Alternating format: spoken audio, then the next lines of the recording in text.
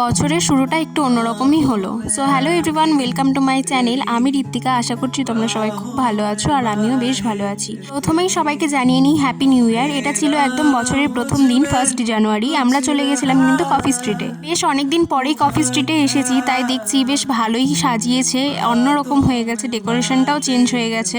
ভেতরে এসে দেখলাম অনেকটাই চেঞ্জ হয়ে গেছে, ডেকোরেশনগুলো চেঞ্জ হয়ে গেছে, বেশ ভালোই লাগছিল। আমরা যেহেতু বিকেল বিকেল টাইমে এসেছিলাম, আসলে দুপুরের লাঞ্চটা সেদিন সারবো বলে এখানে এসেছিলাম। আর যেখানে দোলনা সেখানে তো আমি দোলনা পেলে আমার আর অন্য কোনো দিকে চোখ যায় না। কফি স্ট্রিটটা না ফ্যামিলিকে নিয়ে এনজয় করার মতন একটা ক্যাফে। আমার মতন তোমরাও যদি চাও যে তোমরাও এনজয় করবে, সেটা ফ্যামিলির সাথে হোক চাই নিজের সাথে, এবং ফ্রেন্ডস পার্টনার যার সাথেই হোক না কেন, পারলে একাও চলে এসো, ভীষণই ভালো লাগবে। এখানে এসে আমি যেটা করেছি সেটা হচ্ছে প্রচুর ছবি তুলে নিয়েছি, আমার বেশ ভালোই লাগছিল।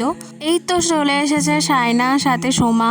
আমরা তিনজনে মিলে আজকে একটু টাইম স্পেন্ড করবো বলে এই ক্যাফেটাকে চুজ করেছিলাম। খাবার পেয়ে মেয়ে কি খুশি হয়ে গেছে, রিয়াকশনটা শুধু দেখো। আজকের অর্ডারে কিন্তু ছিল জিরা রাইস সাথে চিকেন কষা। So that's it for today. Next ব্লগে দেখা হচ্ছে তোমাদের সাথে, ততক্ষণের জন্য সবাইকে টাটা।